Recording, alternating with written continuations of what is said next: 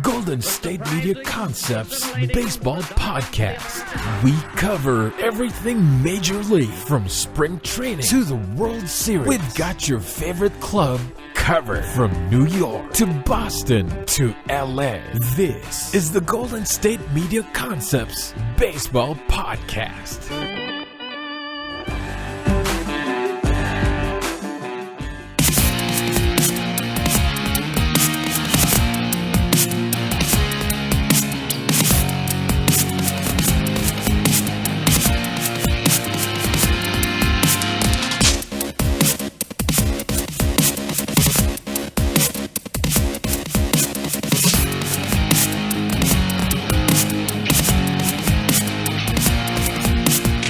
And welcome to the Golden State Media Concepts Baseball Podcast, where we discuss everything in the world of Major League Baseball. As always, I'm your host, Jeremiah, and Ben is actually not here today. He is actually out sick, but don't worry, I'm here to tell you all sorts of news in the world of baseball. But first things first, we got to discuss the World Baseball Classic. And, we were supposed to have the not the National, but the American League East preview today, but we're actually going to push that back a week due to, Ben not being here. And the World Baseball Classic is actually shaping up to be a historic matchup for Team USA. The United States has never won a World Baseball Classic, and they never been there, but they are one win away from being the world champion at the tournament after yesterday's 2-1 victory over Japan in the semifinals at Dodger Stadium. So, we had really clutch hits by Andrew McCutchen, Adam Jones. They were the difference there. And, the American pitching staff, they kept the Japan lineup that was really undefeated in this year's World Baseball Classic. They kept them in check. Remember, Japan was one other teams that, they were the only team that has not lost a game in this single tournament. And Japan had a really good team as well. So, so with the United States defeating Japan, they will face Puerto Rico, who defeated the Netherlands 4-3. And, the Puerto Rico had a really good game with Carlos Correa, who had a home run to tie the game at 2 apiece. And, Francisco Lindor went 3 for 5 in that game against the Netherlands. And then as for the Netherlands, as Zanger Bogarts, Jerickson Pulfor, they each had 1 for 3. And, this was a really close game. But, it was just a lot of clutch hits by Puerto Rico. And they actually advanced to their second straight World Baseball Classic final. And, I honestly think that once the USA defeated the Dominican Republic, I think that was when I knew they had a chance. And I know Japan did not lose a game, but USA, USA, they just had they had a very historic tournament, and no one's really talking about it. Maybe it's because a lot of people simply just don't care. But we have to kind of pay attention to this USA team a little bit. They never won a World Baseball Classic.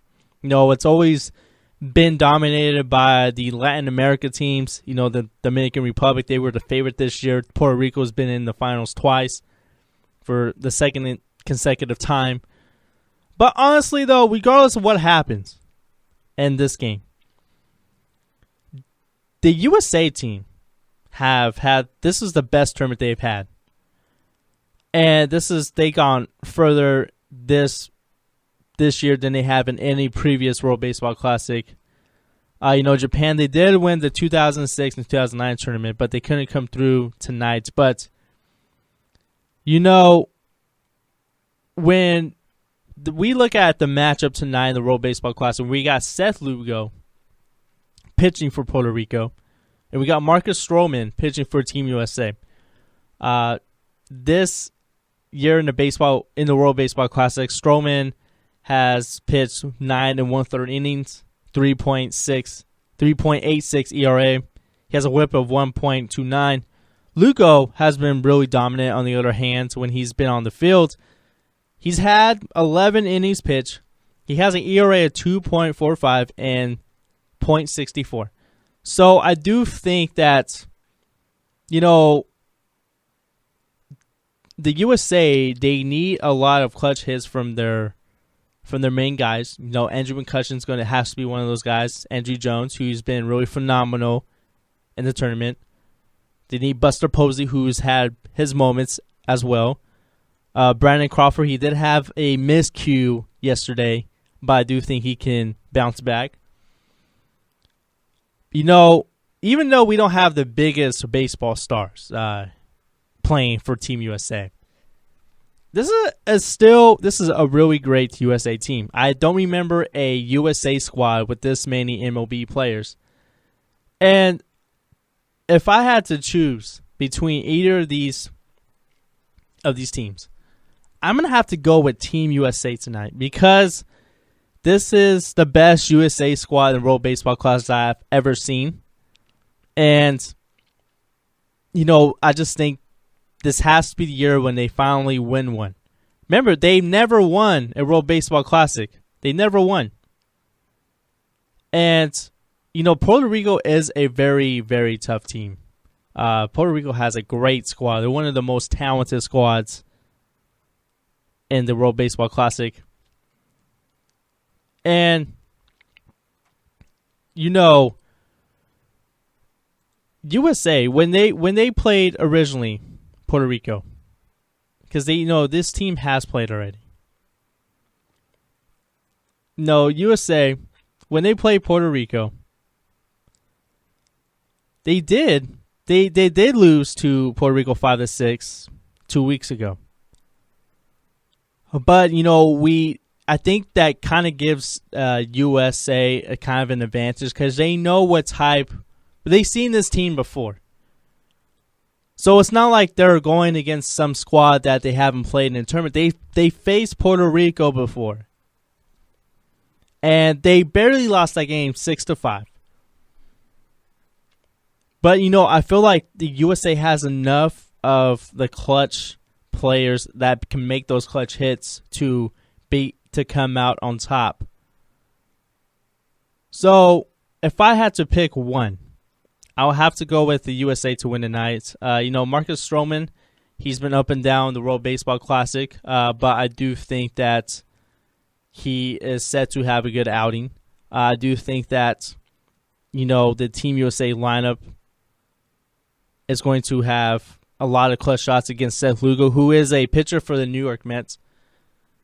So I do think that Seth Lugo, I do think he might have a chance to struggle a little bit because of the lineup of the USA, but, we can't disregard this Puerto Rico squad as well. This is a team that has Carlos Correa, Francisco Lindor, Angel Pagan, Javier Baez, Yadier Molina, Carlos Beltran. This is a really good squad, people. So we can't really, write them off. This is going to be a very highly contested game. I think it's going to be very exciting to watch. This is probably the most excited I've ever been to watch a World Baseball Classic.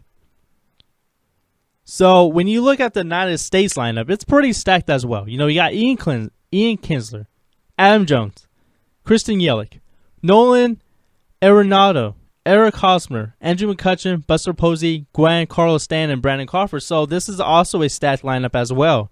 So honestly, I think we're getting the two best teams in the tournament tonight. I really do think so. We're getting two of the most talented teams in all the tournament. And honestly, I think this has to be the year where USA finally wins the win. Yeah, they may not have the big stars and all that playing for America. But I'm telling you right now, we do have a lot of great players in this lineup. And I'm very excited to see what this USA squad, and I'm really excited to see what this Puerto Rico squad would do to the USA this is going to be a good game, guys. It's going to be a good game, and honestly, it's probably it's been a really fun World Baseball Classic to watch, and I think I'm going to go with Team USA tonight. It's because I would like to see Team USA just win one title in the World Baseball Classic. They've never done it. They've never done it before. And I just think they have slightly more talent in the lineup than Puerto Rico does. And I think, I've seen Marcus Stroman pitch, more games than I have. I've seen him pitch more starts than what Seth Lugo did this past World Baseball Classic. So it's going to be a fun one to watch. I think it's going to be very exciting. And, of course, we will recap it next week. But, as of right now, I'm going to take my first break. And when I get back, I'm going to discuss Tim Tebow. He actually has been assigned to a minor league affiliate in the Mets organization. So I will discuss Mr.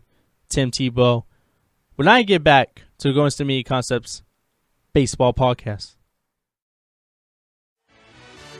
Are you looking for the very best NFL and college football podcast? Then check out the GSMC Football Podcast. Get the latest football news both on and off the field. From the NFL Draft to trades to the rumor mill to the NFL Combines. They got you covered. That's GSMCpodcast.com/football-podcast. Get updates on college rivalries, game day insights, and much, much more. It's football talk the way you want it. This show eats, sleeps, and breathes football. Don't forget to like them on Facebook and follow them on Twitter. Visit GSMCpodcast.com for more info.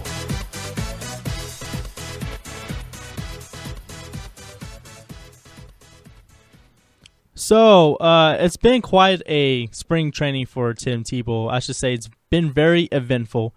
It was announced by the Mets organization that he has been optioned to Class A affiliate, which is the Columbia Fireflies. So, with Tim Tebow going to play for the Class A affiliates in the Mets organization, well, there's a chance for a certain opposing team or fans of an opposing team in June to get free hamburgers. I'm going to describe how you can get free hamburgers. So, on Tuesday, when it was announced that Tim Tebow was going to be optioned to Class A affiliate, the Boston Red Sox Class A affiliate, the Greenville Drive, tweeted that when Tebow's new team and the Columbia Fireflies come to town from June 13th through the 15th, the fans in attendance of any of those games could win free Burger King Whoppers if Tim Tebow strikes out 3 times in the game during the series. So, it looks like a lot of people are going to get free Whoppers because if you've seen Tim Tebow in spring training this year, he looked really, let's just say he looked like he hasn't played in 10 years, which was basically he hasn't played. So, getting back to the story with the Greenville Drive and the Columbia Fireflies between these two minor league squads. So the Fireflies responded with a screenshot of an old tweet from the Drive. So this is what it said. Columbia Fireflies, they tweeted that, at Greenville Drive, you promise. And this is what the screenshot that says. It says, screenshot it, and you will use against you if he plays here. You will tweet about playing against him. So, yeah, this is something that's been kind of like in the making now. So, Terry Collins announced Tim Tebow was assigned to the Fireflies. The Mets affiliates play in the South Atlantic League. And Tebow said in a statement that he's excited about continuing the journey. He's learned so much this spring working with Terry Collins, Kevin Long, and Tom Goodwin. He hears so many good things about the city of Columbia.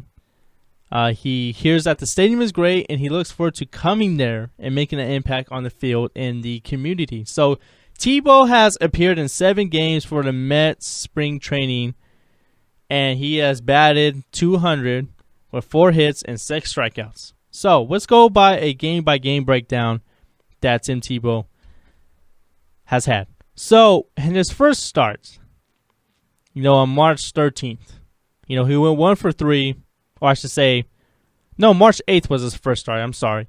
March 8th, he went 0 for 3, 2 strikeouts, and he got hit by pitch. Next day, he went 0 for 4.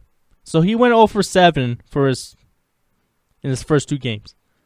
Then on the 13th, he got his first hit, and everyone in this crowd went crazy. So he went 1 for 3, and it was only a single. And he had 1 strikeout. And when you fast forward to March 15th, he had his first multi-hit game, going 2 for 3, 2 singles, but didn't strike out in that game.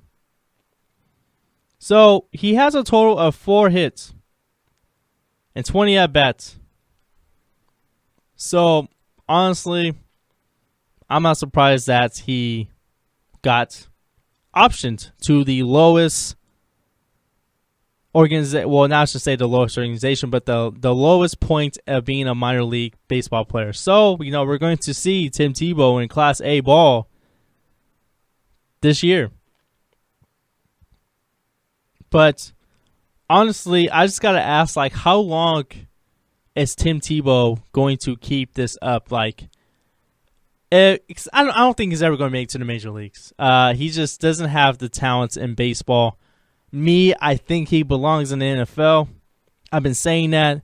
If he would switch positions from being a quarterback, I think he would be a great tight end. I think he can be a great fullback, a halfback. I think he's talented enough to be on the NFL squad.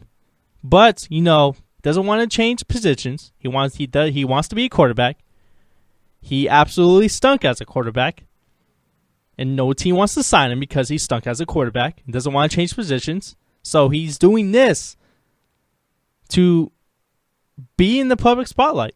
And honestly, I just want to know, how long is this going to last for Tim Tebow? And I absolutely like Tim Tebow. I don't hate him at all. I just kind of think he's out of his limit. I don't think he belongs on the baseball field. And I'm saying that with the much respect that I have for Tim Tebow. I think he's one of the best all-around guys in all of sports. But I just don't think he just has what it takes to be a baseball player. Hitting Major League pitching is the hardest thing to do in sports. And for you guys that are listening to this podcast right now, you're probably diehard baseball fans, and you will probably agree that hitting Major League pitching is the hardest thing to do in sports. Hardest thing to do. So I just got to ask, how long is Tim Tebow going to last in the minors? Let's just say he happens to hit below the Mendoza line throughout the whole year, and he just looks flat out awful. Are the Mets going to cut him? Maybe. Is Tim Tebow going to call it quits? I don't know. I just don't think Tebow is more of a quitter. I think he just plays until he is cut. I can't see Tim Tebow being a minor league baseball player for more than a year. I can't see it. I can't see it at all. But when I do like Tim Tebow as an athlete. I really do think he's one of the best all-around guys in all sports. He's a very good character guy. I don't get the scrutiny that he gets. But when you're talking about him as a baseball player, I think he's out of his limit. When I saw his first at-bats ever against Rick Porcello, and when Porcello threw a strike down the middle, and then when Tebow was trying to swing at it, he just looked absolutely slow on his swing. He was absolutely so late. And, of course, when he got his first hit, a crowd went crazy. So, of course.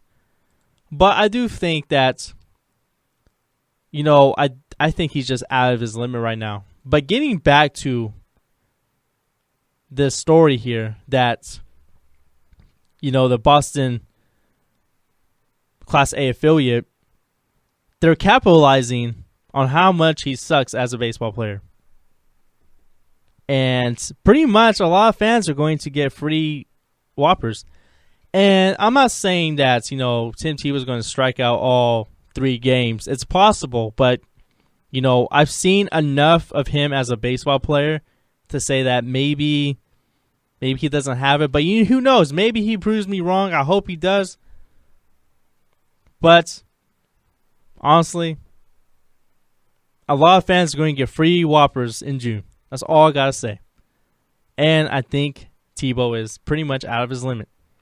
Okay, well, when I get back from my last and final break, I'm going to discuss Barry Bonds returning to the Giants organization in a front office role. And I'm going to discuss some news that has occurred over the past week in spring training.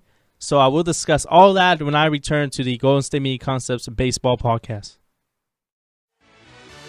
Are you looking for help for your fantasy football team? Check out the GSMC Fantasy Football Podcast. Get today's best advice on who to start, who to sit, even who you should draft. From sleeper picks to red-hot lineups, they got it all covered for you. That's gsmcpodcast.com/fantasy-football-podcast. We'll cover traditional leagues, dynasty, PPR, even IDP leagues. When you need fantasy help, there's just one show to hit up. Don't forget to like them on Facebook and follow them on Twitter. Visit gsmcpodcast.com for more info.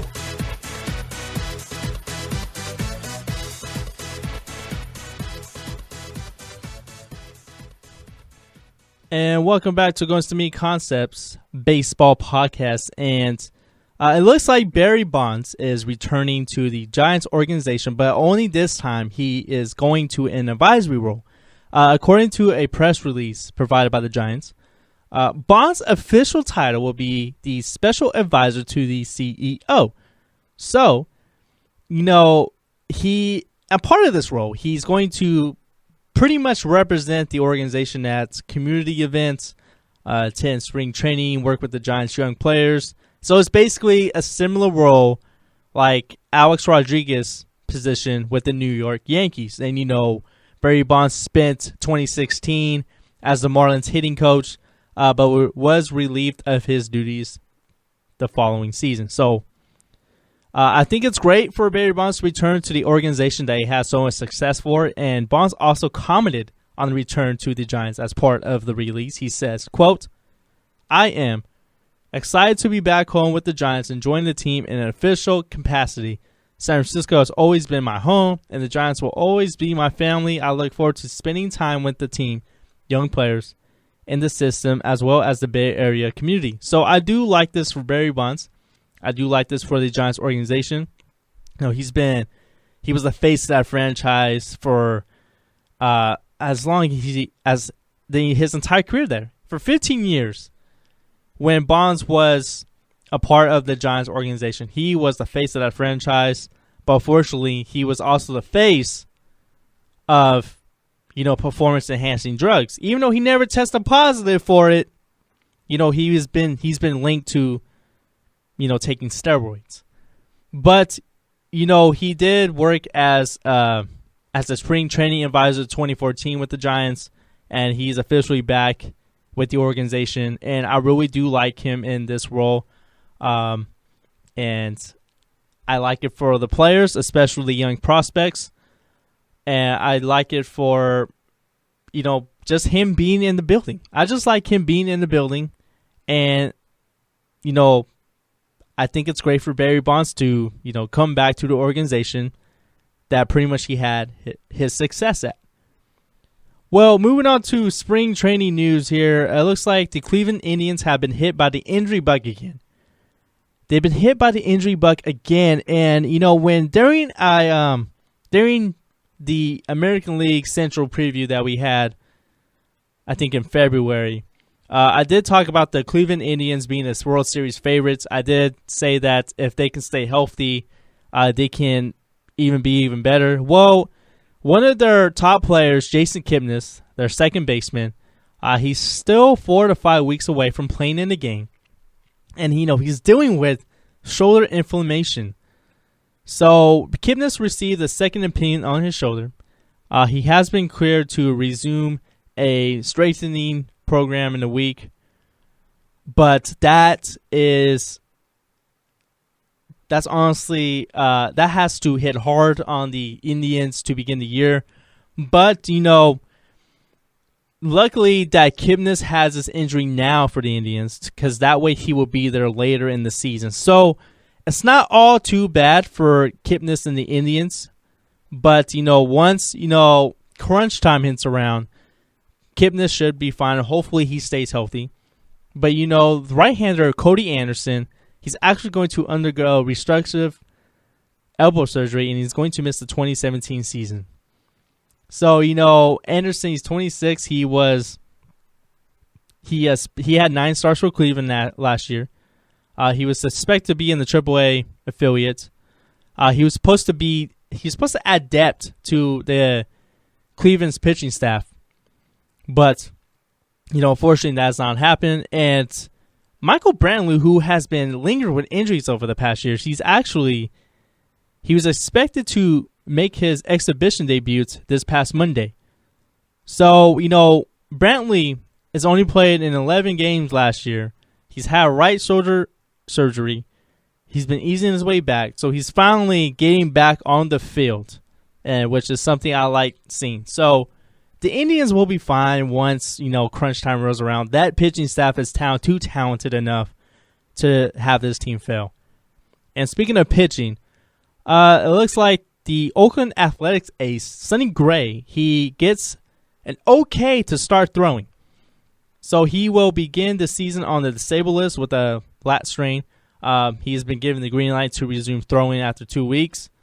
The A's originally shut down Sonny Gray for 3 weeks, but he got the okay from visiting Dr. Anthony Romero in Chicago.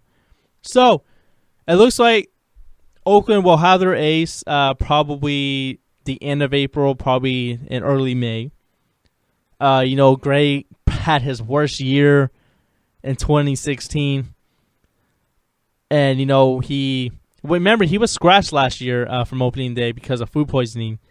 And he just wasn't good for the A's. He had 2 DL stints he had 2 DL stints last year. He went 5-11, 5.69 ERA. And this was a season coming off of back-to-back 14-win campaigns. So I expected a huge bounce-back year for Sonny Gray, and it looks like they're going to take their time with Sonny Gray because, this is the ace of their staff. And I keep saying this. I think this is the year Billy Beane trades Sonny Gray. I think he wants him fully healthy so he can get a lot of value for him. And, Billy Beane has been really reluctant to trade Sonny Gray. But I think this has to be the year he does it. And if he doesn't, then, I don't know what Billy Beane is doing with Sonny Gray. Hopefully the team gets better for Sonny Gray's sake. But outside of Sonny Gray, this pitching rotation is not really a whole lot to get excited about. So the A's are looking to have another disappointing season. And I do expect Sonny Gray to have a huge bounce back year when he finally gets healthy. All right, well, that's going to conclude it for me. I'd like to thank you guys for tuning in. Come back next week, guys. I promise we will have the American League East preview. We will discuss the World Baseball Classic, the championship game, and what happened and what occurred. And we will have pretty much our MLB predictions. We will have our pretty much World Series predictions, MVP predictions, Rookie of the Year predictions. We're going to have an action-packed show for you guys next week. So, return, and it's going to be very long, but it's going to be also pretty fun. As always, I'm Jeremiah. I'd like to thank you guys for tuning in to the Golden State Media Concepts Baseball Podcast, and you guys come back next week.